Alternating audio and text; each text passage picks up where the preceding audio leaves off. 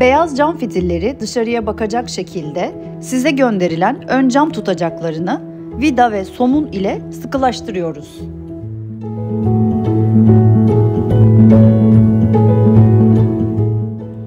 Camların montajını çok sıkı bir şekilde yapmayınız. Sıkı şekilde yapılan montaj camların kırılmasına sebep olabilmektedir.